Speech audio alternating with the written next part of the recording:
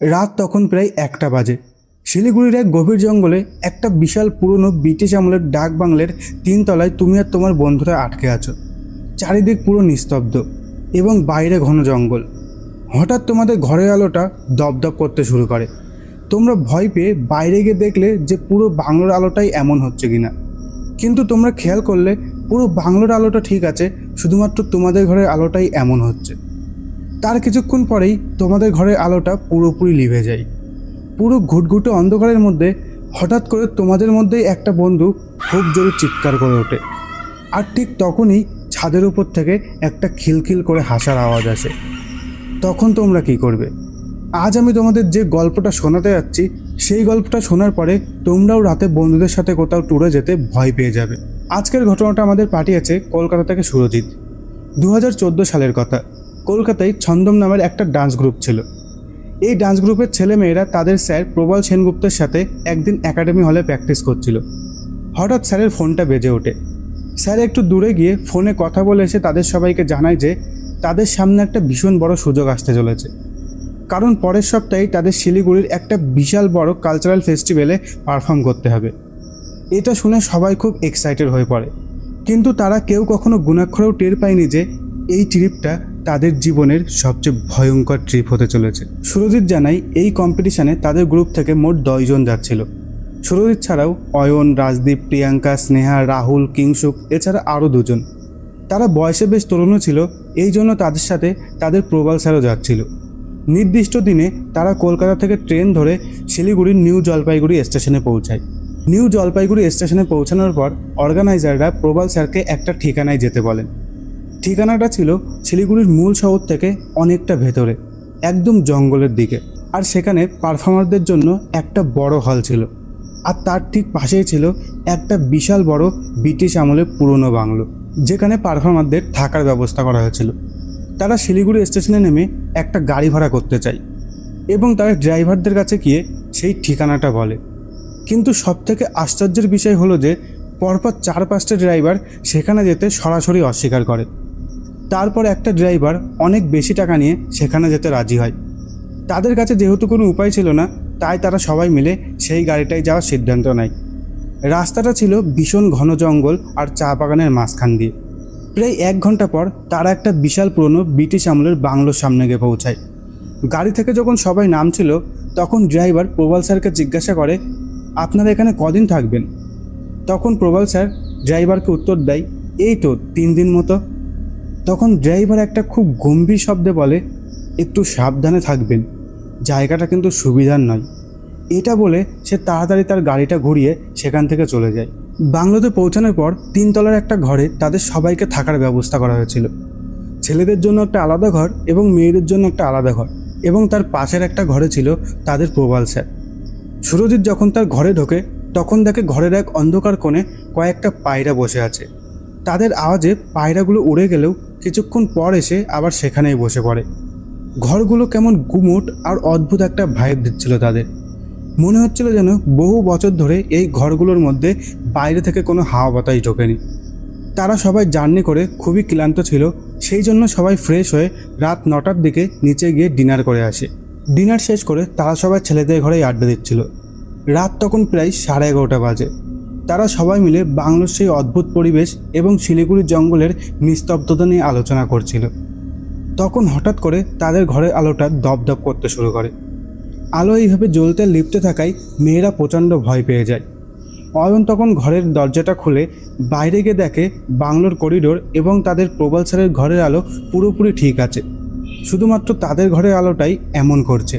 অয়ন ঘরে ফেরার কিছুক্ষণ পরেই আলোটা পুরোপুরি লিভে যায়। ঘুটঘুটে অন্ধকারে রিয়া হঠাৎ খুব জোরে চিৎকার করে ওঠে এবং তারা সবাই তখন ভয়ে একসাথে জড়ো হয়ে বসে থাকে। এতটাই অন্ধকার ছিল যে কেউ কারোর মুখ দেখতে পাচ্ছিল না। প্রায় আধ ঘন্টা পর আলোটা নিজে থেকেই জ্বলে ওঠে। রিয়া জানায় কেউ একজন বরফের মতো ঠান্ডা হাত তার ঘাড়ে স্পর্শ করেছিল। রাত 12:30টার দিকে আবার আলোটা লিভে যায়। এবার প্রিয়াঙ্কা চিৎকার করে ওঠে। তাদের এই চিৎকার শুনে তাদের পাশের ঘর থেকে প্রবাল স্যার এসে ভীষণ বকাঝকা করেন।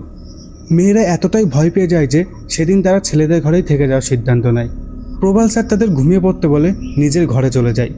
কিন্তু ওই রাতের ঘটনাটা ছিল শুধু একটা শুরু। পরের দিন সকালে মেয়েরা ঘুম থেকে উঠে ফ্রেশ হওয়ার জন্য নিজেদের ঘরে চলে যায়। সুরজিৎ বাথরুমে যায়। বাথরুমটা একটু লম্বা মতো ছিল, পরপর 5টা বেসিন সেখানে সাজানো ছিল। সুরজিৎ বিরাজ করার পর প্রথম বেসিনের কলটা খোলে, কিন্তু অদ্ভুত ব্যাপার হলো প্রথম বেসিন দিয়ে জল না পড়ে দ্বিতীয় বেসিন দিয়ে জল পড়া শুরু করলো। সুরজিৎ ভাবলো হয়তো কোনো পাইপের সমস্যা হবে, তাই সে দ্বিতীয় বেসিনে গিয়ে তার মুখটা ভালো করে ধুয়ে নেয় এবং কলটা বন্ধ করে দেয়। কিন্তু যখন সে দ্বিতীয় বেসিনটা বন্ধ করে তখন তার পাশে তৃতীয় বেসিন দিয়ে জল পড়তে শুরু করে। সে বেসিনগুলো কয়েকবার খোলা আর বন্ধ করার চেষ্টা করে, কিন্তু বারবার সেই একই ঘটনার পুনরাবৃত্তি হচ্ছিল। সুরজিৎ তখন কনফিউজ হয়ে বাথরুমে দাঁড়িয়ে থাকতে থাকতেই হঠাৎ শুনে বাথরুমের ছাদের উপর থেকে একটা খিলখিল করে হাসির শব্দ আসছে। হাসির আওয়াজটা শুনতেই সুরজিতের পুরো গা কাঁটা দিয়ে ওঠে এবং সে আর এক মুহূর্তও দেরি না করে এক ছুটে তার ঘরে চলে আসে এবং অয়নকে সব কথা জানায়। অয়ন প্রথমে বিষয়টা বিশ্বাস করে না। সে সুরজিতের সাথে বাথরুমে যায়। বাথরুমে গেলে তার সাথেও ঠিক একই ঘটনা ঘটে। তখন অয়নও ভয় পেয়ে যায় এবং সুরজিৎকে সেই বাংলোর করিডোরের এক কোণে নিয়ে গিয়ে বলে, দেখ ভাই, এই বাংলোটায় আমার কিছু গণ্ডগোল লাগছে, কারণ আজকে দোতলায় অন্য ডান্স গ্রুপের একটা কাকিমা প্রচণ্ড ভয় পেয়ে সকালে এই বাংলো ছেড়ে শিলিগুড়ি শহরে চলে গেছে। সেই কাকিমাটা স্নান করে বেরিয়ে এসে যখন আয়নায় তার মুখ দেখছিল, সে দেখে আয়নায় তার বদলে একটা পোড়া ঝলসানো মুখওয়ালা মহিলা দাঁড়িয়ে আছে, যার ঘাটটা একপাশে ঘোরানো। সে আরও বলে যে এই ঘটনাটা যেন মেয়েদেরকে না জানানো হয়, তাহলে তারা আরও ভয় পেয়ে যাবে এবং প্যানিক ক্রিয়েট করবে। সুরজিৎ সেই বাথরুমে বসে থাকতে থাকতেই তার পাশের বাথরুম থেকে একটা হাসির আওয়াজ শুনতে পায়। সুরজিৎ ভাবে হয়তো অন্য ডান্স গ্রুপের কেউ বাথরুম এসেছে এবং সেই এটা করছে। সুরজিৎ একটু ভয় পেয়ে জিজ্ঞাসা করে, কে রে? কিন্তু কোনো উত্তর আসে না, আর হাসিটা চলতেই থাকে। সুরজিৎ ভয় পেয়ে তাড়াতাড়ি নিজের কাজ ছেড়ে বাথরুম থেকে বেরিয়ে আসে, কিন্তু বাথরুম থেকে বেরিয়ে আসার পর সে এমন একটা জিনিস দেখে যেটা দেখে তার রক্ত হিম হয়ে যায়। সে দেখে সেই বাথরুমের 5টা দরজাই খুলছে আর সজোরে বন্ধ হচ্ছে। 3-4 বার এটা হওয়ার পর সুরজিৎ চিৎকার করতে করতে নিজের ঘরে চলে যায়। রাত 11টার সময় তারা সবাই মিলে সিদ্ধান্ত নেয় যে দোতলায় গিয়ে ক্যামেরা দিয়ে শ্যুট করবে। প্রবাল স্যার প্রথমে তাদের সাথে যেতে রাজি না হলেও তাদের জেদের কারণে পরে বাধ্য হয়ে তাদের সাথে যান। অয়ন ক্যামেরা নিয়ে এগোচ্ছিল। দোতলায় পরপর 10টা ঘর ছিল। তারা যখন 3 নম্বর ঘরের সামনে দিয়ে যাচ্ছে, হঠাৎ 4 নম্বর ঘরের তালাটা আপনা আপনি ওপর দিকে উঠে যায়। সবাই চমকে উঠলেও প্রবাল স্যার পরিস্থিতি সামলানোর জন্য বলে এটা হয়তো হাওয়ার কারণে হয়েছে। অয়ন তখন 6 নম্বর ঘরের সামনে গিয়ে হঠাৎ থমকে দাঁড়ায়। সে কয়েক সেকেন্ড ওই ঘরের সামনে দাঁড়িয়ে থেকে হঠাৎ ভয় পেয়ে বলে যে, স্যার চলো, আমার ভালো লাগছে না। অয়ন ভীষণ জেদ করায় তারা সবাই 3 তলায় ফিরে আসে। 3 তলায় ফিরে আসার পর অয়ন তার ক্যামেরার ভিডিও ক্লিপটা সবাইকে দেখায় এবং সবাই যখন সেই ভিডিও ক্লিপটা দেখে সবাই যেন নিজের জায়গাতেই জমে যায়, কারণ ভিডিও ক্লিপটায় দেখা যাচ্ছিল একজন সম্পূর্ণ উলঙ্গ লোক ওই 6 নম্বর রুমের সামনে মেঝেতে শুয়ে আছে, যাকে তারা কেউ খালি চোখে দেখতে পায়নি।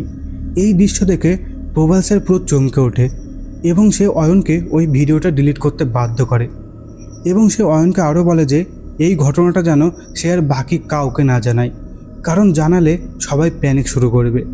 তৃতীয় দিন ছিল তাদের পারফরমেন্সের দিন। তারা ঠিক করে যে পারফরমেন্সটা করেই তারা বাংলো ছেড়ে বেরিয়ে যাবে এবং শিলিগুড়ির একটা হোটেলে গিয়ে থাকবে আর পরের দিন সোজা কলকাতায় ফিরে যাবে। পরদিন সকালে তারা ঠিক করে যে বাংলোর আশপাশটা একটু ঘুরে দেখবে। তাই তারা বাংলো থেকে বেরিয়ে একটু দূরে জঙ্গলের ভেতরে একটা কাঁচা রাস্তা দিয়ে হাঁটতে শুরু করে।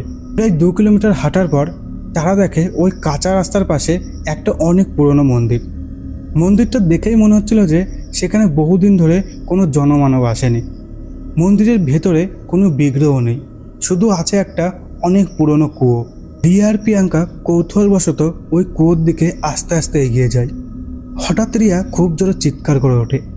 তার চিৎকার শুনে সবাই সেই কুয়োর কাছে যায় এবং দেখে যে ওই কুয়োর ভেতর থেকে একটা পচার গুমোট গন্ধ আসছে এবং সেই কুয়োর মধ্যে থেকে একজন খুব ফিসফিস করে তাদের নাম ধরে ডাকছে। হঠাৎ তারা শুনতে পায় যে তাদের পেছনে জঙ্গলের ঝোপের ভেতর থেকে একটা খুব ভারী পায়ের আওয়াজ আস্তে আস্তে তাদের দিকে আসছে। তারা পেছন ঘুরে দেখে কিন্তু কাউকে দেখতে পায় না এবং সেই আওয়াজটা ক্রমশই তাদের দিকেই ছুটে আসছে। তখন প্রবাল স্যার বুঝতে পায় যে পরিস্থিতি এবার হাতের বাইরে চলে যাচ্ছে। প্রবাল স্যার তখন চিৎকার করে উঠে বলে, কেউ পেছনের দিকে তাকাবি না, সবাই দৌড় লাগা বাংলোর দিকে। তখন সবাই পাগলের মতো দৌড়াতে শুরু করে। সেই দৌড়ানোর মধ্যেও তাদের সবার মনে হচ্ছিল কেউ যেন তাদের ঘাড়ের কাছে এসে ফিস ফিস করে হাসছিল, যেন তাদের দৌড়ানো দেখে তার খুব ভালো লাগছিল। কিন্তু তখন কেউ কিচ্ছু ভাবেনি, তাদের প্রাণ বাঁচানোর জন্য মরণপর দৌড় লাগিয়েছিল এবং সেই বাংলোর সামনে এসে পৌঁছায়। বাংলোতে পৌঁছে তারা সেখানে আর এক মুহূর্তও দাঁড়ায়নি। তারা তড়িঘড়ি করে নিজেদের জিনিসপত্র গুছিয়ে সেই অভিশপ্ত বাংলো ছেড়ে মেন রাস্তায় এসে একটা ট্রাক ধরে সোজা শিলিগুড়ি শহরে পৌঁছায়। শহরে পৌঁছানোর পর তারা জানতে পারে জঙ্গলের মধ্যে থাকা ওই পুরনো ব্রিটিশ আমলের পরিত্যক্ত বাংলোতে আগে মেয়েদের উপরে খুব অত্যাচার হতো এবং অত্যাচার করে সেই মেয়েদের মেরে ফেলার পর ওই কুয়োতে ফেলে দেওয়া হতো এবং সেই আত্মাগুলোই আজও সেখানে ঘুরে বেড়াচ্ছে।